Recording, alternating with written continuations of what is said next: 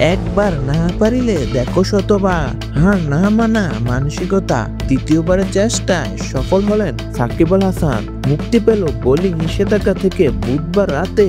আগে আসছে সুখবর, 22 গজের বুকে আবারও বল হাতে দেখা যাবে দেশের ক্রিকেটার পোস্টার বয় সাকিব আল হাসানকে।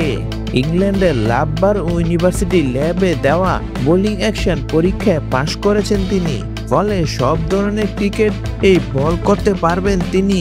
গেল সেপ্টেম্বর সারের হয়ে কাউন্টি চ্যাম্পিয়নশিপ খেলতে গিয়ে প্রথমবারের মতো সাকিবের বোলিং অ্যাকশন ত্রুটি ধরা পড়ে, যার ফলশ্রুতিতে সাকিবের বোলিং অ্যাকশন অবৈধ ঘোষণা করে নিষেধাজ্ঞা দেয় ইসিবি। এরপর নিষেধাজ্ঞা দেয় আইসিসিও। ফলে চ্যাম্পিয়ন ট্রফি দল থেকে জায়গা হারান তিনি। তবে থেমে থাকেননি সাবেক বিশ্বসেরা এই অলরাউন্ডার। নিষেধাজ্ঞা থেকে মুক্তি পেতে চালিয়ে যান নিঃসঙ্গ লড়াই। প্রথমে ইংল্যান্ডের ও পরে ভারতের চেন্নাই পরীক্ষা দিয়েও পাশ করা হয়নি। হাল না ছেড়েও ফেব্রুয়ারি শেষে সপ্তাহে আবারও যুক্তরাজ্যে যান সাকিব। ওভালে অনুশীলন চালিয়ে যান সারের হয়ে। রোজা রেখে প্রতিদিন ঘন্টা 4 অনুশীলন করেন তিনি, আর তাতেই মেলে সাফল্য। তৃতীয় চেষ্টায় অবশ্য পরীক্ষাকে কেন্দ্র হিসেবে বেছে নেন সেই লাভবার ইউনিভার্সিটিকে।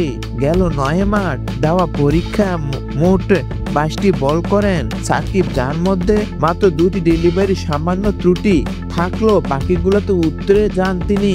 আর তাতেই নিষেধাজ্ঞা থেকে মেলে মুক্তি। সব ধরনের ক্রিকেট দিয়ে বল করতে আর কোনো বাধা নেই টাইগারের অলরাউন্ডার। তবে ল্যাব থেকে মুক্তি মিলল, দেশে ক্রিকেটে ফেরার টিকিট কবে মিলবে সে উত্তর অজানা রয়ে গেল সাকিব আল হাসান।